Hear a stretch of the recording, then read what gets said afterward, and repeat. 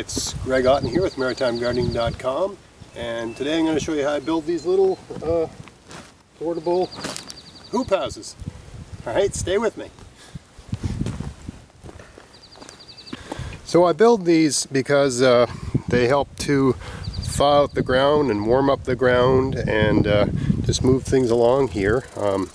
It's around April 10th I think today, and normally I'm planting by now, but I normally time that by when I hear the spring peepers, and they're not peeping yet.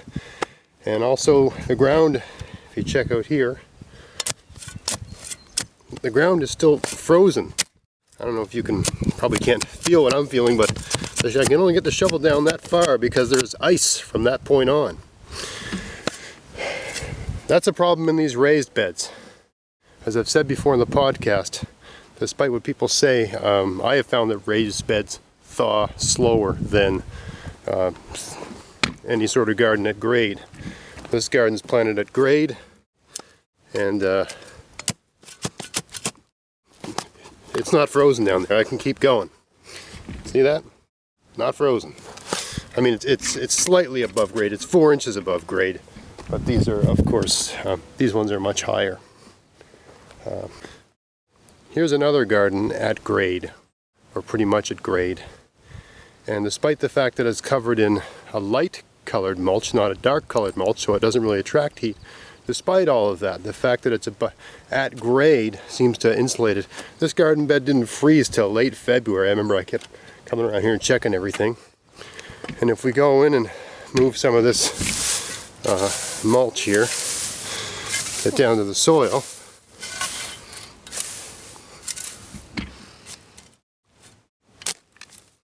completely thawed. Probably a couple worms in there too if you look around. You don't see any right now, but of course that's just the magic of camera. Nothing goes the way you want. Anyway, that's workable. That's ready. I'm going to probably put some peas in there today. Anyway, I'm going to show you how to take a bit of wire remesh, some just cheap 1x3 strapping, and some drywall screws, and a staple gun, and throw together a wonderful little hoop house. And these are great because they're easy to pick up and move. If you want to get underneath them, you just pull them up and prop something underneath them. They really heat up the ground fast. I'm going to use them to get some of my early spring vegetables started, but as soon as they're up and above the surface, I'm going to put them on other beds, and I'm going to use them to start my tomatoes and my heat-loving plants way ahead of time. I'm going to start them outside here in the ground where they're going to grow. No messing around with transplants in the house. For me, I find this easier. Some people like to grow transplants in the house. The older I get and the more gardening I do, I seem to prefer the approach to getting all that just going in the ground where it's going to stay, not moving anything. So stay with me, here we go.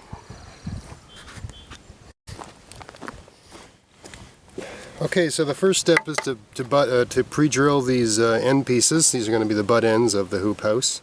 You got to pre-drill them because they're so cheap and flimsy. This is just 1x3. That if you just drill into them otherwise, this close to the end, they'll probably split. And I make three spots.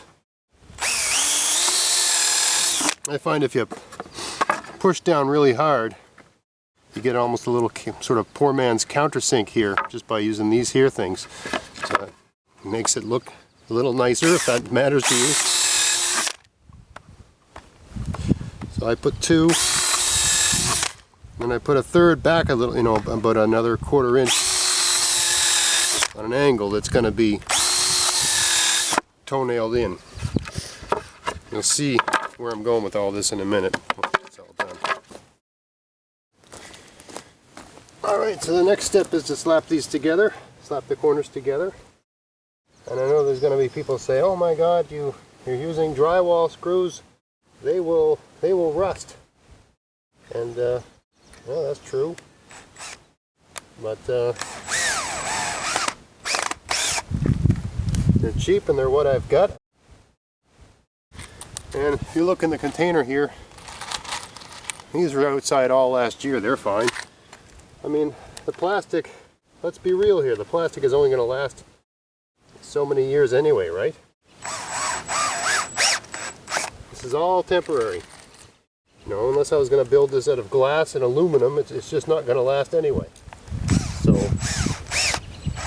there's no point in thinking like that, in my opinion. Anyway, I'm just going to continue and do all the other corners. And I'm not going for perfection here. I'm going for good enough. You know, I want this to last about as long as the plastic will hold up, which is about 5-6 years. I don't know, maybe 10 if I'm lucky, but I doubt it. The plastic just breaks down and becomes more brittle with age, so it will not last forever. Alright, so now I'm going to continue to do the other ones.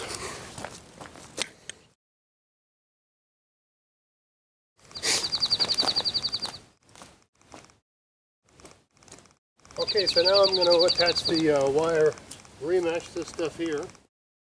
I figured out a way to do it that's not too complicated. Just take 6 screws, again using the cheap old drywall screws. And screw them right into the top of this strapping here. 3 on one side, 3 on the other. Leaving about, I don't know, 1/2 inch, 3/4 of an inch above the surface. You know, 3/4 inch, 1/2 inch profile. Like that.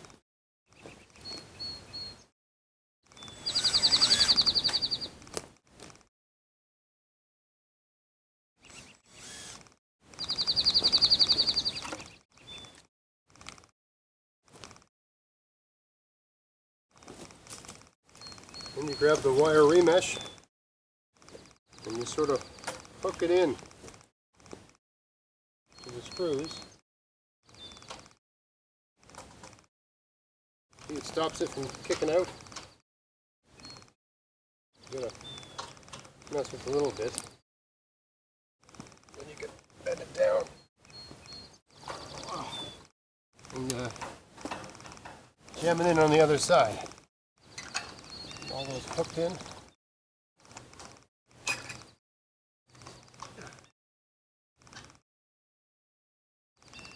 Oh, not cooperating over here.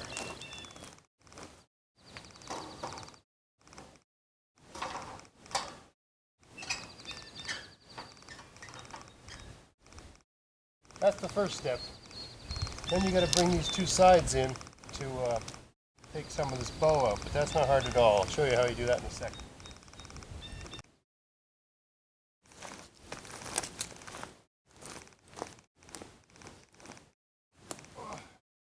Alright, so now I'm just going to secure this down. I'm just going to add more screws. For every one of these screws, I'll put a screw right on the opposite side, right next to it. And I screw it down until it is snug.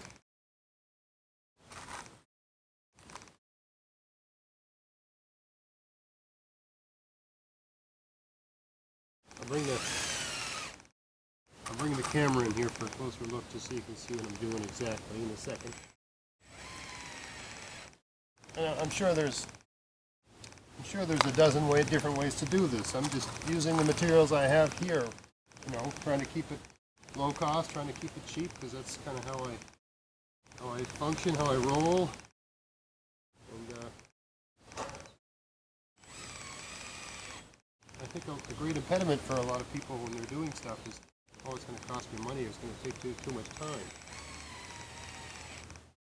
The time aspect, I look at this as, you know, I'd rather be doing this than walking on a treadmill, right? So, you know, this is exercise. Productive exercise and getting something done.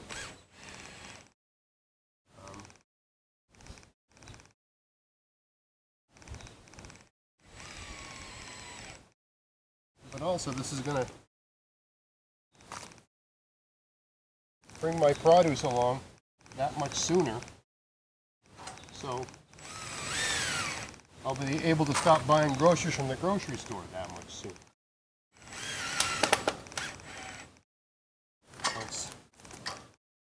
It's totally worth the time. It will pay off if you if you have to look at it that way, I don't really look at it that way personally, I just enjoy being outside, but if you have to look at it that way, it will pay off, right? Because a good portion of our grocery bill is vegetable anyway, and I'll be able to stop buying that aspect of our food that much sooner.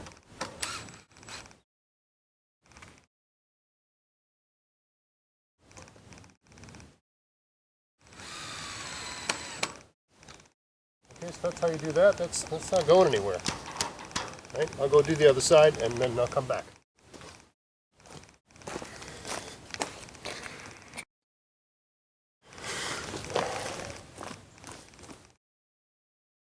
Alright, so now I'm going to bring this thing together and we'll see the dome pop up the way it's supposed to be. Just using this old piece of scrap lumber.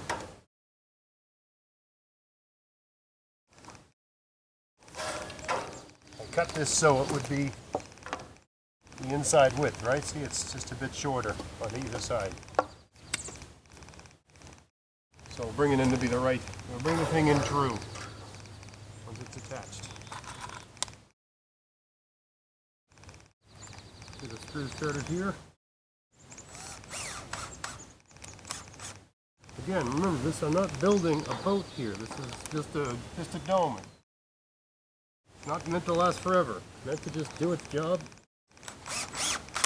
and cost me as little as possible. That's all I'm going for here.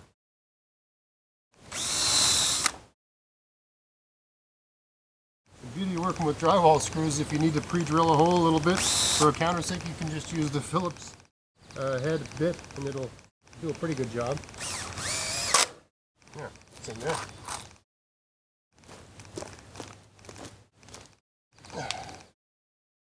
Now this should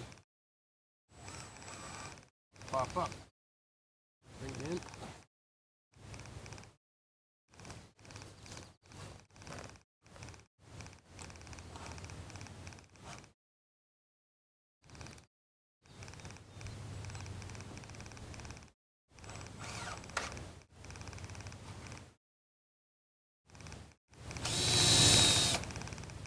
Second screw in just to hold it together. A little more strength.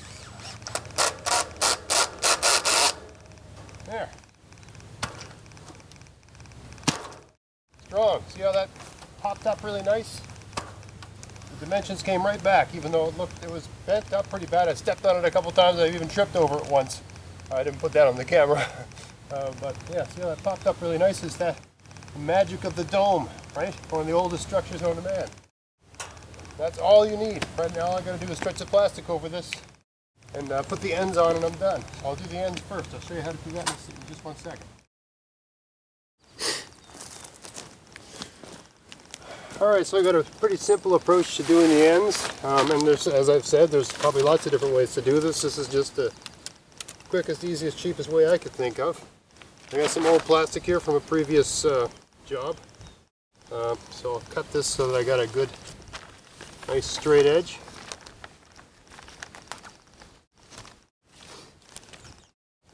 Make sure your scissors are kept nice and sharp. I'll cut this to, whatever size this is. So this is about my elbow, right about to this mark here, the Canada. High quality Canadian made plastic, 6mm poly. You go to the hardware store, that's what you ask them for, 6mm poly. Okay, so that's all I need to do this. Now all I do is I use my staple gun to attach it at the bottom.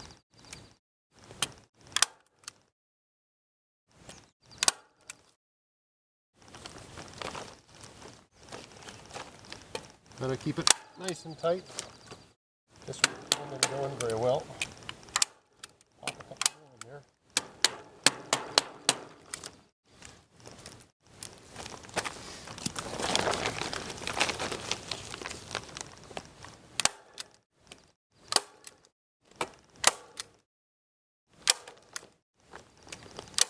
Yeah, nothing fancy.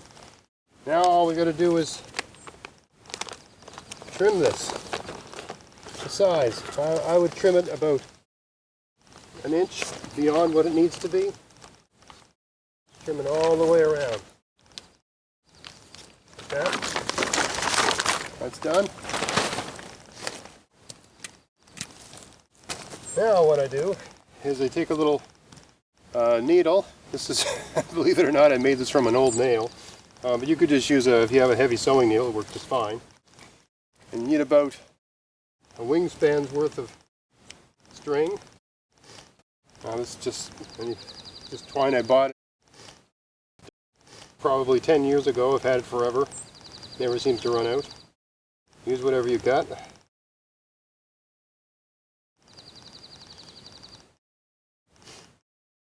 Right, and all you're doing is just sewing this on. Again, I'm sure there's lots of other ways to do this. This is just what I came up with, and it's fast and effective. For me, anyway. You could use clamps, I suppose, or zip ties, or whatever you've got, but I find this, it actually goes pretty quick.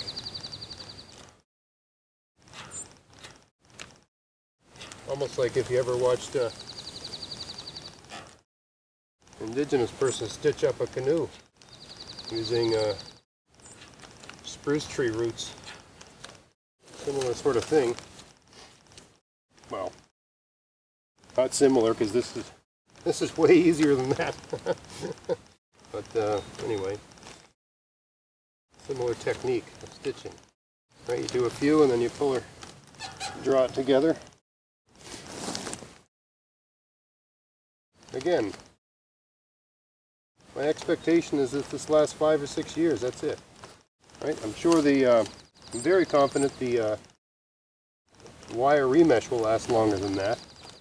But it's this plastic, that the poly, it just doesn't hold up. It's UV sensitive and so on.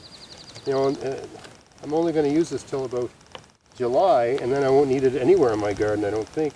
Everything will be too high for it, and it won't be necessary because it'll be nice and warm at that point. Plus, I don't want to be, you know, lifting these up and having to water them every other day and messing around with all that stuff. Right? I want to just have my gardens open to the elements, so that they are watered by the sky.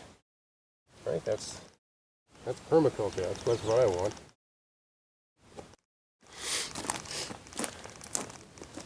Alright, and now the final stage, slapping on the 6mm poly for the roof. Like a lot of things I use, this is all repurposed. I had a different hoop house last year that was higher, and I didn't like that design. That's why I'm doing it this way this year. I think this is going to be much better, much easier, much more manageable, and much easier to make disappear when the gardening season's over. I don't like clutter. You notice this is cut a bit longer than it needs to be. I've got an overhang. You don't need to do that. That's the way I do it. You do it the way you like it. I'm going to keep these tight.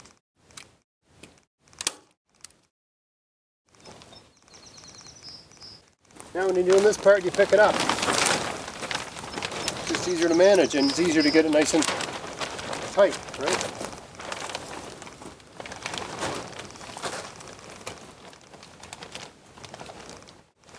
The tighter you get this, the more structurally sound it's going to be. Anchor with your feet and tip it up. Seems good to me. Work your way out from the middle.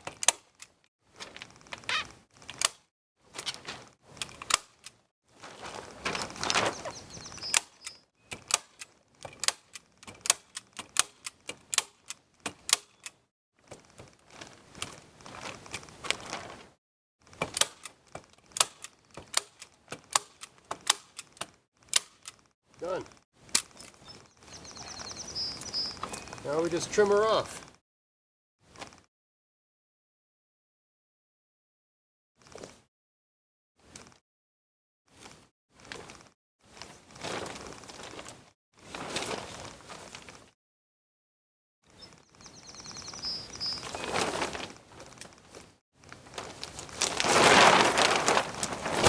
Done.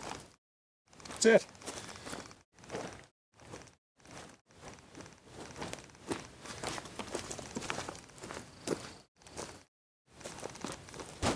These are lightweight. I guess this weighs maybe 15 or 20 pounds. Easy to manage. You don't have to be a Canadian strongman. You notice I've cut mine to fit perfectly inside my garden boxes. For me, this is 44 inches wide. You know, I'm not going to bother posting dimensions on this video or whatever, because whatever dimensions you need are the dimensions you need, right? And you're constrained anyway, because you've got to work with the wire remesh, right? It's got to be, you know, a width that will allow this to dome up. The more narrow this is, the higher the dome is going to be, and the wider and flatter it is, the lower the dome is going to be. The higher the dome is, the longer you can leave your plants under it before it has to be taken off, right? Once they start touching the top, game over, right? Time to take it off. But for me, and I imagine for most people in a northern area, once it's that high, you don't need the dome anymore because it's warm outside and you're past the frost date and all that sort of stuff. The frost-free time for where I live is more than a month away. Right? It's not even the middle of April, so it will be late May or early June when we're guaranteed frost-free. So I've got a ways to go. So if I want to get things started, I don't want to mess around with transplants. This is the way to do it for me. Alright, so I hope this was helpful. If you enjoy this video, like us on Facebook, check us out, subscribe, sub-like, sub-bell, and check out my podcast, check out my column in Local Express. If you like my take on gardening, that sort of thing. Alright, until next time, get out there and get at it. Thanks for watching.